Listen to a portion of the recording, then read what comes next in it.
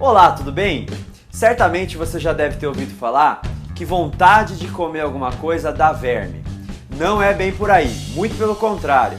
Nós pegamos vermes ao comermos algumas coisas. Hoje nós vamos falar um pouquinho do grupo dos plateumintos, que são os vermes achatados.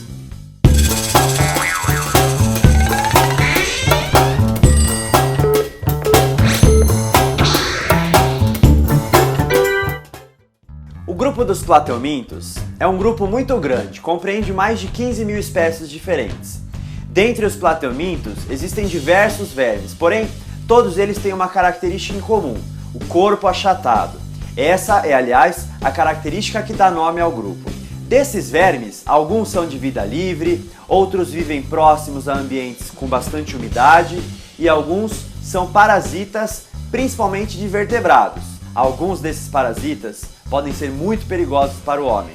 Nós vamos discutir aqui um pouquinho sobre 3 grupos de plateumintos: as planárias, o esquistossoma e as temidas tênias. A planária é um verme que você não precisa ter medo. Eles são vermes achatados, bem bonitinhos, alguns bem coloridos, principalmente os que vivem no mar. Essas duas bolinhas que você consegue ver na cabeça desse animal não são olhos, mas já são células fotossensíveis. Tem capacidade de enxergar o claro e o escuro. Isso é uma defesa do animal em relação ao seu ambiente. Um ambiente com muita luz significa sol, ou seja, um ambiente quente. Esses animais desidratam facilmente. Agora, um ambiente escuro significa sombra, ou seja, um ambiente propício para esse animal ficar. As planárias têm uma incrível capacidade de regeneração. Se nós cortamos a planária, como você está vendo aqui nesse vídeo, ela se regenera. Esse poder, aliás, é amplamente estudado, tentando se aplicar em outras espécies, como é a nossa, por exemplo. As planárias, como todos os outros plateumintos, são animais com um tubo digestório incompleto, ou seja, ele só tem a boca, não tem ânus. É isso mesmo que você está pensando. Pela boca que entra, também sai. Um outro plateuminto importante de se comentar, mas agora que não é de vida livre, são os esquistossoma. Esse nome estranho mesmo, esquistossoma mansoni, é para designar um verme que pode causar uma doença muito importante de ser estudada. Essa doença se chama popularmente de barriga d'água, ou é a chamada esquistossomose. Essa doença parasita principalmente os vasos linfáticos da barriga. Por isso que a pessoa que tem esse parasita fica com a barriga inchada, cheia de água, daí o nome popular, barriga d'água. Essa é uma doença que nós pegamos principalmente por contato com água contaminada. Vale comentar o seguinte também: todas essas doenças causadas por vermes seriam muito facilmente resolvidas. Sabe como? Saneamento básico, ou seja, água e esgoto tratado. Mas afinal de contas, como é que uma pessoa pega essa doença chamada barriga d'água? Tudo começa com uma pessoa contaminada. Claro que ela vai liberar esses ovos através das fezes e através da urina. Então, se nós tivéssemos esgoto tratado, a doença parava aí. Mas, considerando que o nosso país não é todo lugar que trata o esgoto, essas fezes ou essa urina alcançam o ambiente. No ambiente, esses ovos vão eclodir em uma larva, e essa larva se chama miracídio. Essa larva então penetra no caramujo do gênero Bionfalaria e lá ela se modifica, ela se transforma e ela passa a se chamar cercária. É a larva cercária que sai de dentro do caramujo e penetra na nossa pele.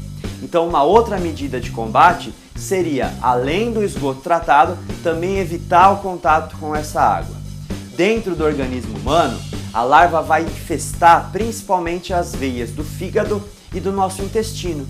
E é isso que vai causar essa aberração na barriga, daí o seu nome, barriga d'água. Outra doença muito comum, infelizmente, é a teníase. Certamente alguém já deve ter comentado para você: você come demais, você deve ter uma solitária dentro de você. As solitárias são outros grupos de vermes, um grupo de vermes chamado tênia. São 2 espécies principalmente, a tênia saginata e a tênia solium. Essas 2 tênias nós pegamos principalmente nos alimentando de carne contaminada. Quando você pega a carne, ela deve estar bem preparada, ela deve ter sido assada, ela deve ter sido cozida ou frita. Isso inviabiliza os ovos. Mas tá, aí você tá me perguntando, como é que essa carne se contaminou? Novamente o ciclo da doença passa iniciando-se pelo homem. Então o homem defeca no ambiente, principalmente no ambiente, nas suas fezes ele libera os ovos. O porco ou o boi se alimentam desses ovos. No porco e no boi forma uma forma de larva um pouco diferente. Esta larva se aloja nos músculos desse animal. Quando nós comemos a carne, nós ingerimos essas larvas por consequência. Quando nós consumimos a carne contaminada, nós desenvolvemos a teníase. Embora grave, ela é uma manifestação um pouco mais branda da doença, um pouco mais leve. A pior forma da doença é justamente a cisticercose. A cisticercose é quando você faz o papel do porco ou o papel do boi. Ou seja, é quando você se alimenta diretamente dos ovos que saíram das fezes. Ah, que nojo! Quando você se alimenta diretamente dos ovos que saíram pelas fezes, aquela pipoquinha que desenvolveu na carne, desenvolve no seu corpo. Só que diferente do porco ou do boi, no nosso organismo ela se desenvolve em 3 regiões. Pode ser no olho e é muito grave, pode ser na coluna e também é muito grave, e a forma mais grave de todas, no seu cérebro.